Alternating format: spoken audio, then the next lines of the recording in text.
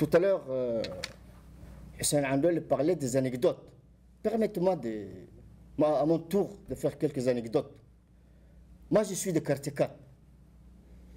Comme vous pouvez le savoir, quartier 4, c'est un quartier le plus cosmopolite, où il y a des Afars, des Somalis, des Arabes, des Soudanais, des Pakistanais.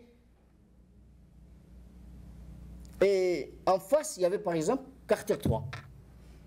Quartier 3 aussi, c'est un peu, même si il y a une majorité qui était à l'époque, je ne sais pas si c'est le cas aujourd'hui, quartier 3 par exemple, il y avait une majorité d'Issa qui habitait le quartier 3. Mais il y avait aussi des Arabes, des Afars. Et nous, je me rappelle, on se battait, par exemple, quartier 4, quartier 3. Il y avait le groupe de quartier 3 qui venait, le groupe de quartier 4. Dans le groupe de quartier 4, il y avait tout le monde. Il y avait les Afars, il y avait les Somalis, il y avait les Arabes. Et en face, il y avait pareil. Et on se lançait des pierres. On se battait quartier par quartier. Au-delà de toute notion tribale. Donc les gens ont toujours vécu en toute harmonie.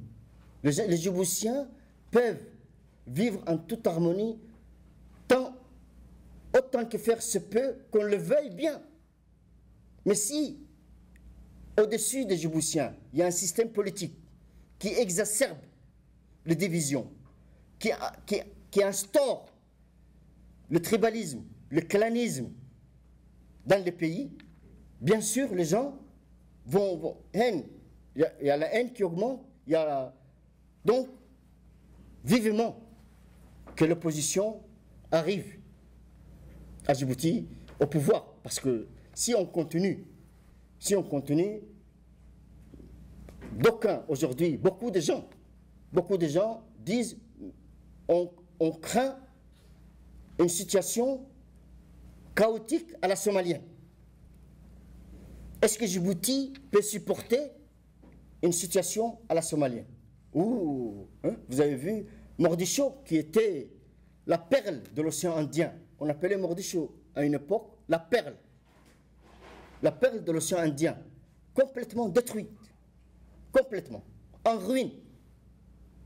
Est-ce que Djibouti peut supporter ça?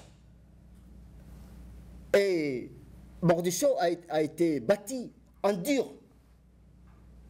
La plupart des quartiers à Mogadiscio ont été bâtis en dur.